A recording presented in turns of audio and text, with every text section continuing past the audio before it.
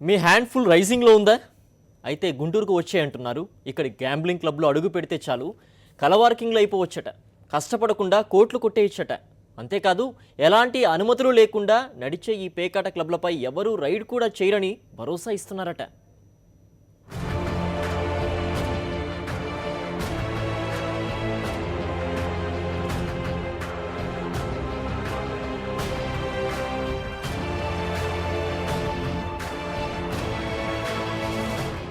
AP రాజధాని గుంటూరు జిల్లా ఇప్పుడు గ్యాంబ్లింగ్కు కేర్ ఆఫ్ అడ్రస్గా మారింది.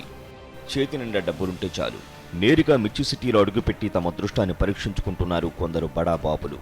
100కు 1000 సంపాదించవచ్చనే ఆశతో జూదమాడేందుకు ఆసక్తి చూపుతున్నారు. రాజధాని ఏర్పాటుతో జిల్లాల్లోని స్థలాల డిమాండ్ పెరిగింది. కోట్ల రూపాయలకు పొలాలమ్ముకున్న కొందరు రియల్ ఎస్టేట్ వ్యాపారాలు చేస్తున్నారు. మరికొందరు అధికార పార్టీ నేతల ఆశీస్సులతో అడ్డదారిలో డబ్బు సంపాదించేందుకు గ్యాంబ్లింగ్ క్లబ్లకు క్యూ కడుతున్నారు.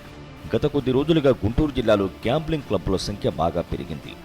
గుంటూరుతో పాటు చుట్టుపక్కనే ఉన్న పాత గుంటూరు, లక్ష్మీపురం, బృందావన్ గార్డెన్స్, విద్యానగర్, పట్టాభిపురం ప్రాంతాలలో అపార్ట్మెంట్లు, గెస్ట్ హౌస్లు గ్యాంబ్లింగ్ క్లబ్లుగా మారిపోయాయి. సాక్షాత్తు అధికార పార్టీ నేతలే దగ్గరుండి మరీ అపార్ట్మెంట్లను అద్దెకు తీసుకుని పందెం రాయుళ్లను తయారు చేస్తున్నారు. అద్దెకు రెండింతలు చెల్లించి మరీ వాటిలో పేకాట పోటీలు నిర్వహిస్తున్నారు. భారీ స్థాయిలో జరుగుతున్న ఈ బెట్టింగ్ బాగోతాన్ని పట్టించుకోకుండా ఉండేందుకు పోలీసులకు నోట్ల కట్టలను వెదజల్లుతున్నారు. కాదని ఎవరైనా ఎదురు తిరిగితే వాళ్లపై బదిలీ వేటు వేయిస్తున్నారు. ఈ గ్యాంబ్లింగ్ క్లబ్లో 50,000 రూపాయలు పెట్టి ఆడే గేమ్లకే ఇక్కడ ప్రాధాన్యత. 7గురు కలిసి ఒక్కో గేమ్లో ఉంటారు. మొత్తం 3.5 లక్షల్లో 10% అంటే 35,000 రూపాయలు కమిషన్ను పేకాట నిర్వాహకునికిస్తారు. అంటే ఒక్కో అపార్ట్మెంట్ లేదా గెస్ట్ హౌస్లలో అయినా కనీసంగానైనా 5 గేములు ఒకేసారి కొనసాగుతుంటాయి. ఒక్కో గేమ్ 2 గంటలు ఆడారనుకున్న 5 ఆటల మీద 1,75,000 రూపాయలు వచ్చి పడతాయన్నమాట. రోజుకు కనీసం 4 రౌండ్లు పడినా 7 నుంచి 8 లక్షల రూపాయల ఆదాయం కమిషన్ రూపంలో నిర్వాహకులకు వస్తోంది. దీన్నే పోలీసుల నుంచి ప్రజాప్రతినిధుల వరకు పంచుకుంటున్నట్లుగా తెలుస్తోంది. పేకాట రాయిళ్లకు సెక్యూరిటీగా వేలకు వేలు జీతాలిచ్చి బౌన్సర్లను ఏర్పాటు చేస్తున్నారు. క్లబ్ లోపల పేకాడే వారికి కావలసిన మందు, ముక్క, మగువ ఒక్కటేమిటి అన్ని సౌకర్యాలను పచ్చ పార్టీకి చెందిన వాళ్ళు ఏర్పాటు చేయడంతో ఇక్కడికి వచ్చేవారి సంఖ్య రోజు రోజుకు పెరుగుతోంది. నివాస ప్రాంతాల మధ్యన ఇదంతా జరుగుతుండటంతో మూడో కంట పడకుండా దర్జాగా కార్లలో వచ్చి వెళ్లిపోతున్నారు. దాచేపల్లిలో ఏర్పాటు చేసిన ఓ క్లబ్ విషయం అధికార పార్టీ నేతల మధ్య వివాదాన్ని కూడా రాజేసింది. గుంటూరు జిల్లా హోమ్ మినిస్టర్ అని పేరున్న ఓ ఎమ్మెల్యే దగ్గరుండి దీన్ని ఏర్పాటు చేసుకున్నారు.